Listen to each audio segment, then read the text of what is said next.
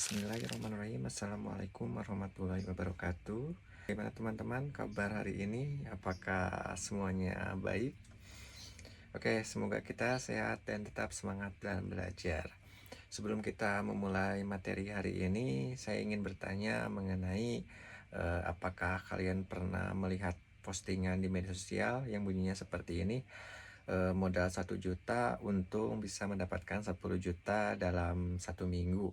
Atau mungkin jangan sampai ketinggalan, koin ini akan naik 1000% di bulan depan. Nah, biasanya kalau melihat iklan seperti ini, apa yang akan Anda pikirkan? Apakah itu adalah sesuatu yang dapat menarik, atau misalkan membuat Anda tergiur, atau justru curiga? Dari hal tersebut, kita mengambil topik mengenai tentang investasi, proyeksi, dan spekulasi dalam perspektif Islam, di mana kita sebagai generasi muda dekat dengan kehidupan kita mengenai hal-hal tersebut. Karena tidak semua aktivitas hanya mencari keuntungan itu bisa disebut dengan investasi, karena ternyata tidak semua aktivitas keuntungan itu bisa disebut investasi.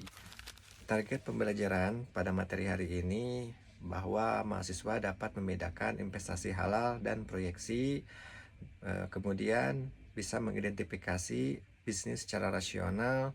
Selanjutnya, sikap profesional dan amanah, bahwa kita sebagai praktisi ekonomi syariah atau praktisi keuangan syariah. Dan selanjutnya yaitu menjadi implikasi atau kebijakan pengambilan keputusan khususnya dalam bidang keuangan syariah. Nah, sekarang saya ingin mengajak teman-teman bermain sebentar. Nih, coba bayangkan ketika kalian diberikan rezeki uang sebesar 10 juta. Kira-kira yang digunakan teman-teman untuk apa?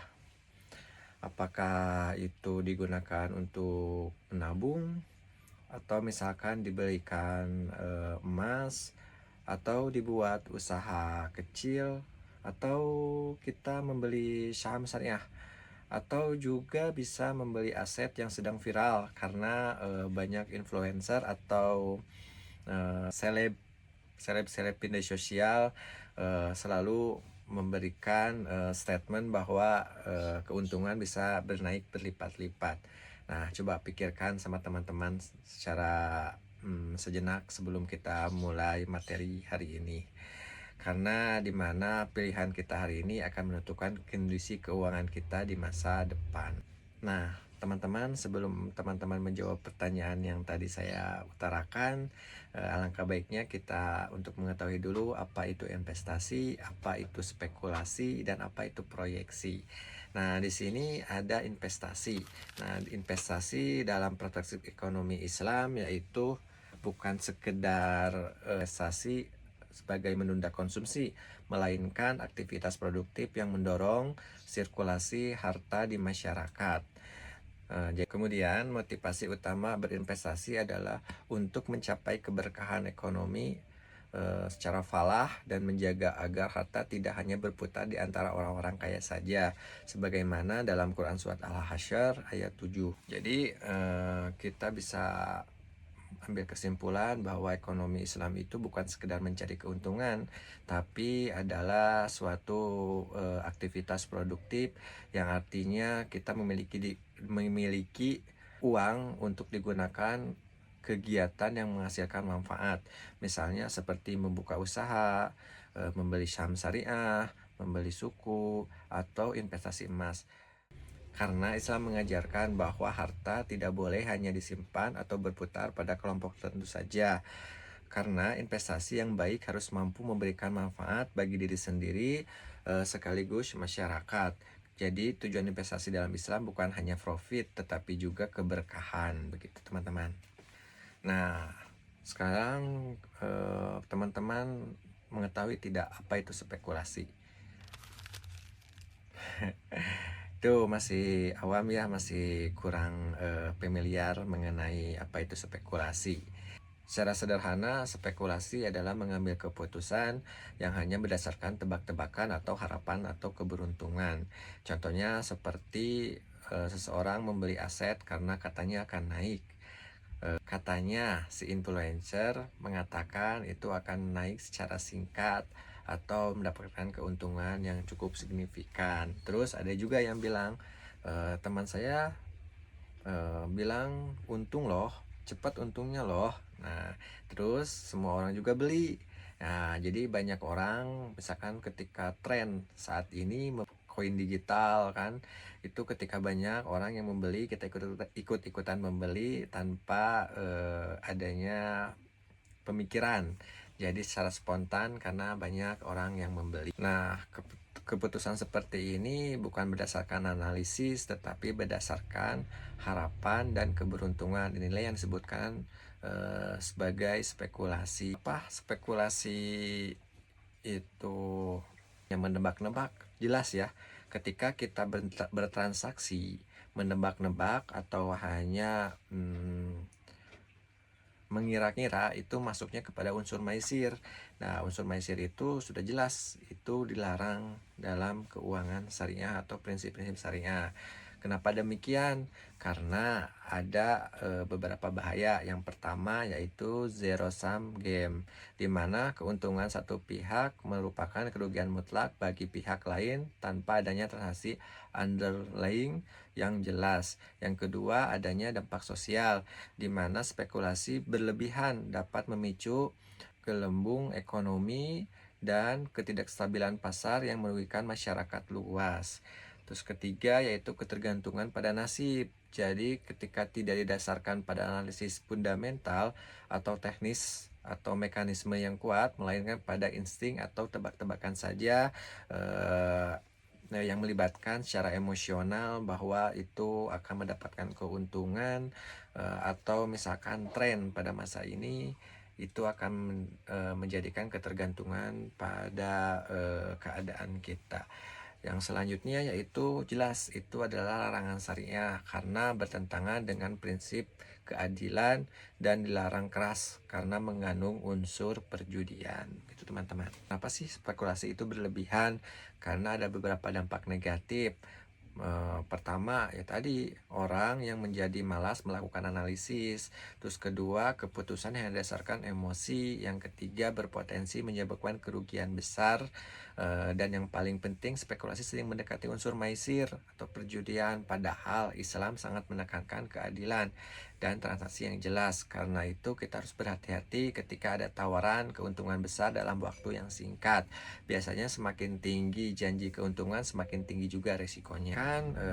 Materi selanjutnya, saya ingin bertanya kepada teman-teman, kita atau dua kasus saja ya, kita bisa membedakan mengenai investasi ini. Nah, misalkan kasus yang pertama adalah misalkan Andi membeli emas secara rutin setiap bulan selama 5 tahun berturut-turut. Tujuannya untuk biaya pendidikan dan masa depan. Menurut kalian itu investasi atau spekulasi? Silahkan jawab. Ya, benar, itu adalah investasi karena ada tujuan yang jelas dan aset yang jelas. Jadi tujuannya udah jelas bahwa berinvestasi untuk biaya pendidikan di masa depan, dan juga asetnya jelas, itu berupa emas. Untuk kasus kedua, misalkan Budi membeli aset digital yang sedang viral karena postingan para influencer atau melihat dari iklan di media sosial tanpa memahami produknya, dan juga tanpa mengetahui resikonya. Nah, bagaimana menurut teman-teman? Nah, ini lebih dekat dengan spekulasi karena keputusannya dibuat tanpa analisis yang memadai. Jadi, ketika ada produk yang ditawarkan oleh influencer, apalagi influencer yang terpercaya atau kita fans pada influencer tersebut, kita tertarik tanpa memahami produknya tanpa juga menganalisis resikonya. Selanjutnya kita membahas tentang proyeksi. Nah, bagaimana sih supaya kita tidak terjebak dengan spekulasi? Jawabannya yaitu menggunakan proyeksi. Proyeksi adalah perkiraan yang dibuat berdasarkan data analisis. Ya, misalnya melihat laporan keuangan melihat tren pasar atau menganalisis kebutuhan konsumen, mengukur risiko. Jadi proyeksi bukan ramalan, proyeksi adalah hasil analisis yang membantu kita untuk membuat keputusan yang lebih baik. Karena proyeksi bisnis memiliki landasan dalam mengambil keputusan, yang diantaranya yaitu pertama ada data atau driven, di mana seorang gunakan laporan keuangan masa lalu dan analisis pasar terkini sebagai variabel utama. Yang kedua adalah metodologi ilmiah. Kita mengaplikasikan model statistik atau framework manajemen untuk memprediksi arus kas dan pertumbuhan. Yang ketiga yaitu tujuan mitigasi. Jadi itu bukan sekedar menjamin keuntungan pasti, tetapi untuk memberikan gambaran risiko dan potensi bagi pengelolaan dana. Ada kepatuhan syariah. Sudah jelas ya, dalam suatu transaksi ekonomi Islam itu diperbolehkan selama tidak mengandung unsur atau janji keuntungan tetap yang menyerupai riba. Nah, kita ambil contoh sederhana mengenai proyeksi. Misalnya teman-teman ingin membuka usaha kopi. Apakah langsung buka? Ya tentu tidak kan.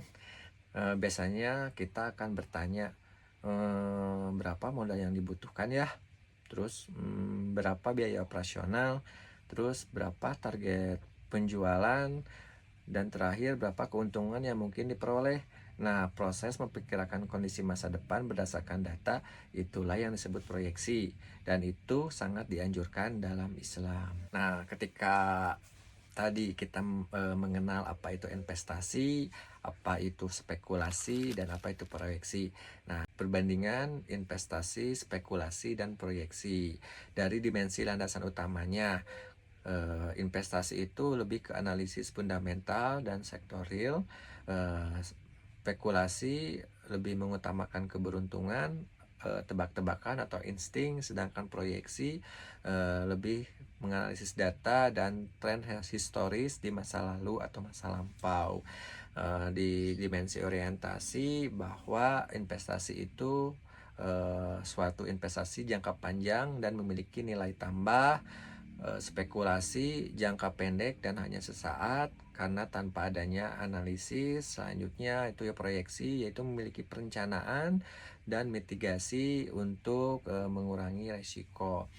Secara hukum syariah, investasi syariah sudah jelas itu halal karena adanya antarotin.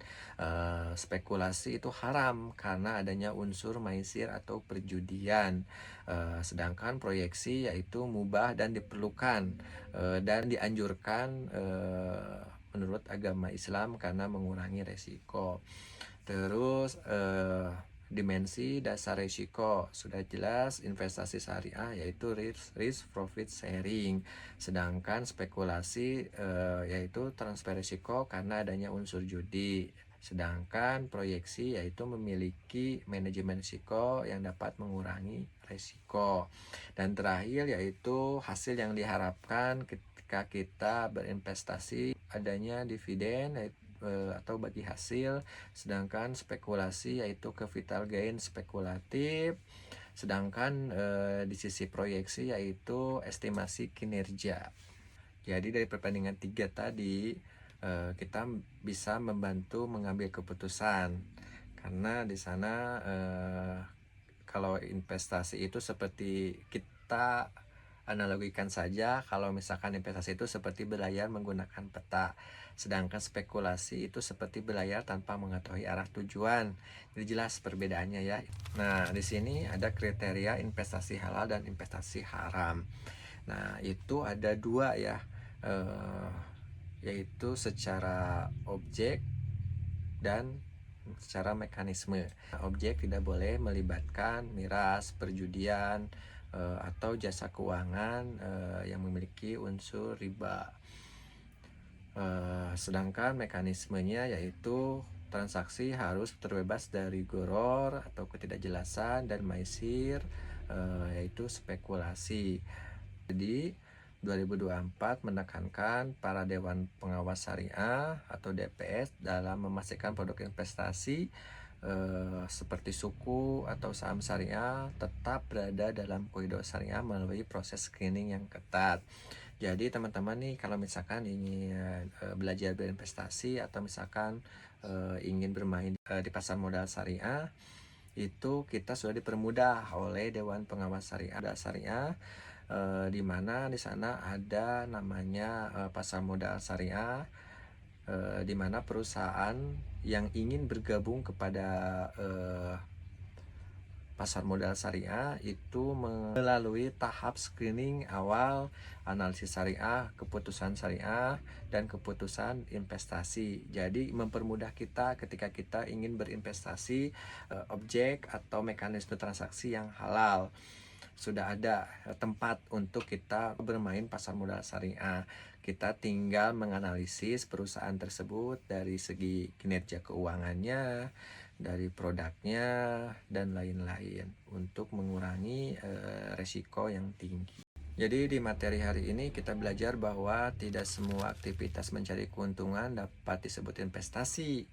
Karena investasi yang baik harus halal, harus produktif, berdasarkan analisis, memberikan manfaat, sedangkan spekulasi yang berlebihan harus dihindarkan karena mengandung unsur.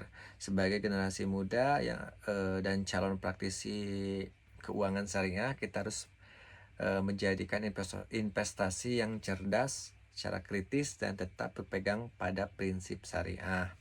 Nah, di sini ada motivasi nih buat teman-teman bahwa investasi terbaik bagi generasi muda adalah ilmu, keterampilan, dan aset yang terus bertumbuh seiring waktu.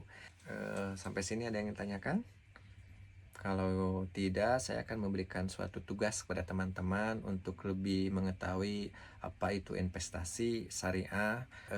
Tugasnya yaitu teman-teman mencari investasi syariah yang ada di Indonesia. Kemudian jelaskan mengapa sih investasi tersebut halal, apa resikonya, dan apa manfaatnya bagi masyarakat.